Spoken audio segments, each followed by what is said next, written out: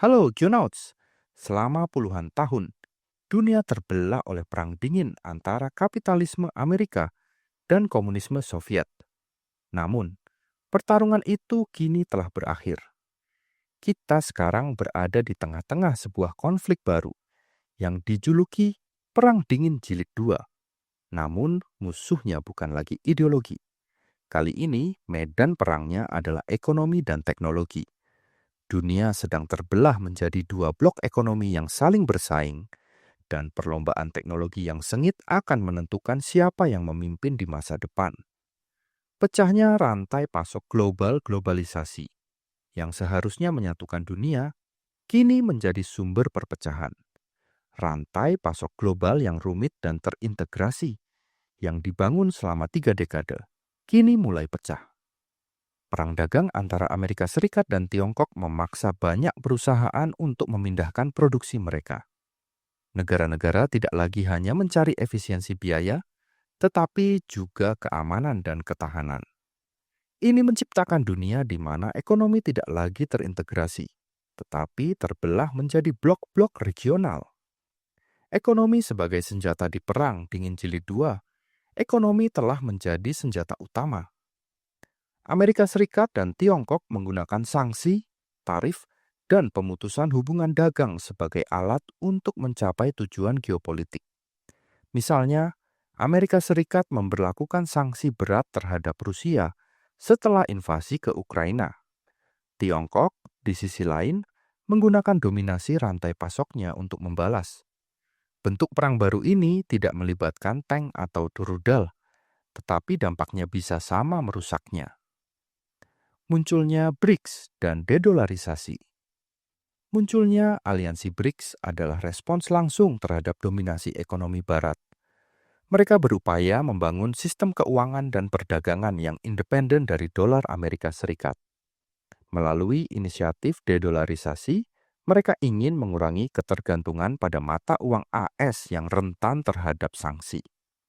Pembentukan New Development Bank dan ekspansi BRICS menunjukkan bahwa mereka serius dalam membangun tatanan ekonomi yang lebih multipolar. Pertarungan untuk menguasai semikonduktor perlombaan teknologi yang paling sengit terjadi di sektor semikonduktor. Chip ini adalah otak dari segala hal, mulai dari smartphone hingga sistem pertahanan. AS dan Tiongkok berada dalam persaingan ketat untuk menguasai produksi dan desain chip ini. AS membatasi ekspor chip canggih ke Tiongkok, sementara Tiongkok berinvestasi besar-besaran untuk mencapai swasembada. Ini adalah sebuah perlombaan yang akan menentukan siapa yang memimpin inovasi global di masa depan. Perlombaan menguasai kecerdasan buatan, AI. Selain chip, pertempuran lain terjadi di ranah kecerdasan buatan, AI. AI akan mengubah segalanya, mulai dari militer hingga ekonomi. AS dan Tiongkok adalah dua kekuatan terbesar dalam pengembangan AI dengan investasi yang masif dari pemerintah dan sektor swasta. Ini bukan hanya perlombaan teknologi, tetapi juga perlombaan geopolitik. Negara yang menguasai AI akan memiliki keunggulan strategis yang tak tertandingi di abad ini.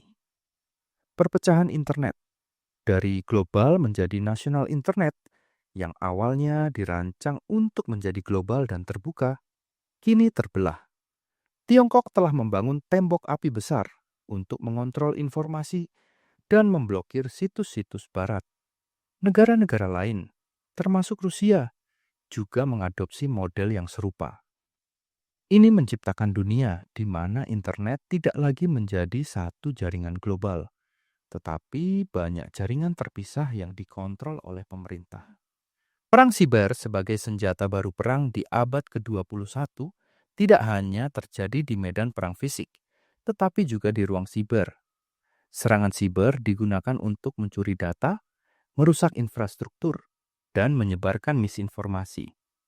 Semua kekuatan besar berinvestasi besar-besaran dalam kemampuan siber ofensif dan defensif.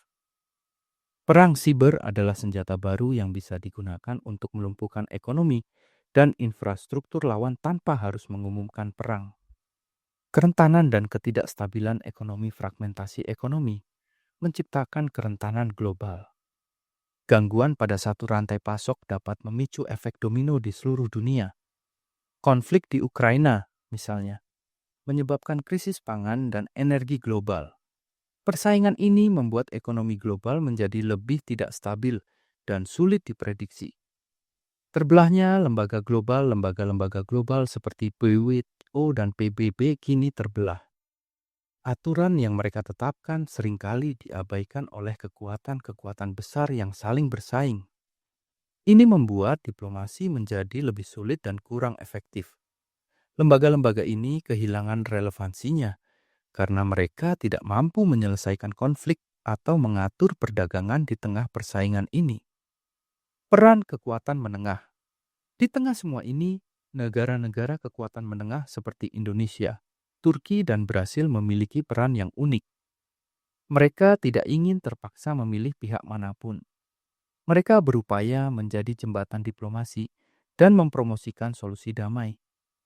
Keberhasilan mereka dalam menavigasi dinamika ini akan sangat menentukan stabilitas di wilayah mereka. Perang Dingin Jilid 2 ini tidak hanya terjadi di ranah politik. Dampaknya terasa dalam kehidupan sehari-hari kita.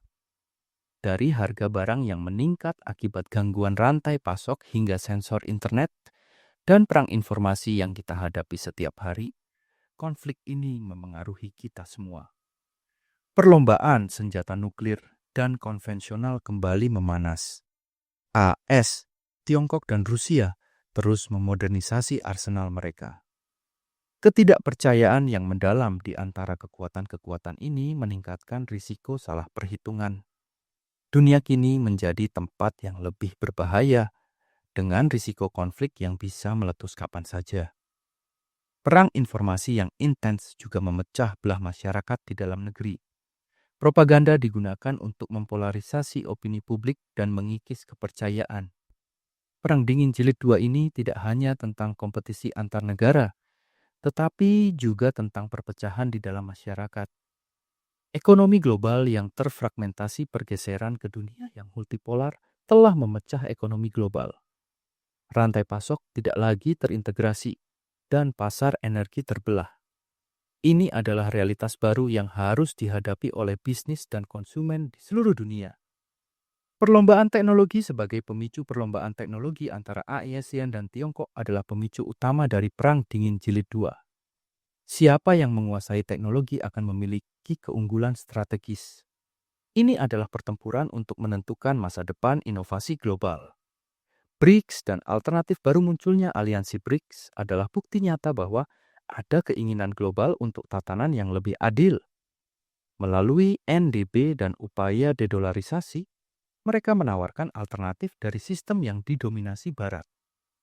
Tiongkok versus AS di jantung Perang Dingin Jilid 2 adalah persaingan antara Tiongkok dan AS. Ini adalah pertarungan untuk dominasi ekonomi, militer, dan teknologi di abad ke-21.